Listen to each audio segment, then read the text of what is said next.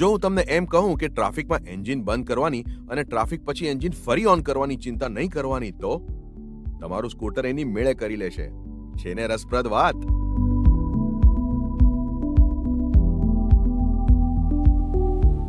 હાય, મારું નામ કેરન છે અને આજે હું તમને સુઝુકીના બર્ગમેન સ્ટ્રીટ EX મોડેલમાંના ઇનોવેશન વિશે કહીશ, જેનું નામ છે એન્જિન ઓટો સ્ટોપ સ્ટાર્ટ, એટલે કે EASS ફીચર.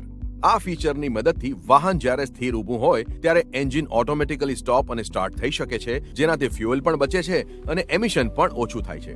હું તમને આ ટ્યુટોરિયલમાં બતાવીશ કે આ ફીચરનો ઉપયોગ કેવી રીતે કરવો અને એને એક્ટિવેટ કરવાની કઈ કઈ શરતો છે. તો ચાલો શરૂ કરીએ.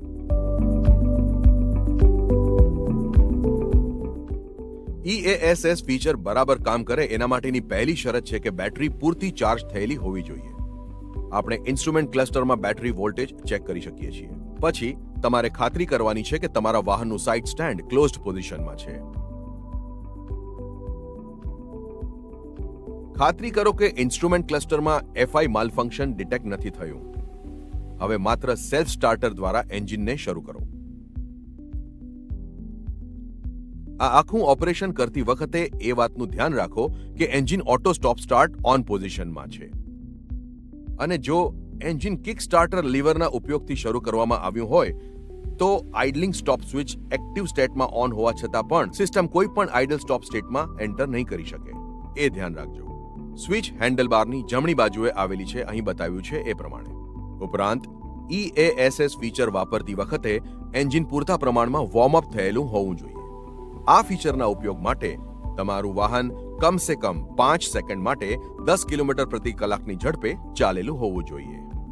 હવે હું તમને બતાવું કે આ ફીચર કેવી રીતે કામ કરે છે. ઉત્સાહિત છો ને? તો ચાલો.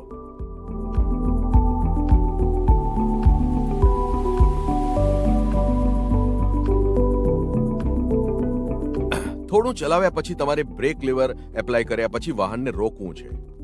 એક વખત સંપૂર્ણ રીતે વાહન ઊભું રહી જાય, એટલે કે 0 કિલોમીટર ઉપર અને થ્રોટલ પૂરેપૂરું બંધ હોય, તો તમે જોશો કે અમુક સેકન્ડ્સ પછી એન્જિન પોતાની મેળે ઓફ થઈ જશે. આઇડલિંગ સ્ટોપ દરમિયાન આઇડલિંગ સ્ટોપ ઇન્ડિકેટર લાઇટ બ્લિંક કરે છે. છે ને મજાની વાત? આ દર્શાવે છે કે તમારું EASS ફીચર એક્ટિવેટ થઈ ગયું છે.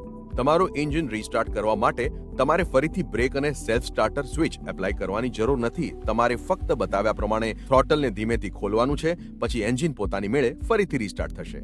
હવે જો થ્રોટલ ગ્રીપ ઓપરેટ કર્યા પછી પણ જો એન્જિન રીસ્ટાર્ટ ન થતું હોય અને જ્યારે idle stop indicator light blink કરતી હોય તો બેટરી નબળી પડી ગઈ હશે. આવું થાય ત્યારે રીસ્ટાર્ટ કરવા માટે કિક સ્ટાર્ટર લીવરનો ઉપયોગ કરો.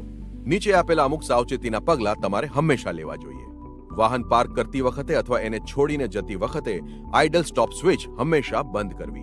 વાહનને ધક્કો મારતી વખતે અને ચાલતી વખતે ઇગ્નિશન સ્વિચ અને આઇડલ સ્ટોપ સ્વિચ બંધ કરવી, કારણ કે જો થ્રોટલ ગ્રીપ અચાનક ચાલુ થઈ જાય તો વાહન શરૂ થઈ જશે અને ચાલવા લાગશે. આ EASS ફીચર એટલું સ્માર્ટ અને ઇકો ફ્રેન્ડલી ઇનોવેશન છે, જેનાથી ફ્યુઅલની બચતમાં મદદ થાય છે અને આપણે ટ્રાફિકમાં અટવાયા હોઈએ અથવા સિગ્નલ પર વેઇટ કરતા હોઈએ તો પર્યાવરણને પણ ઓછી અસર થાય છે. કેટલું સહેલું છે.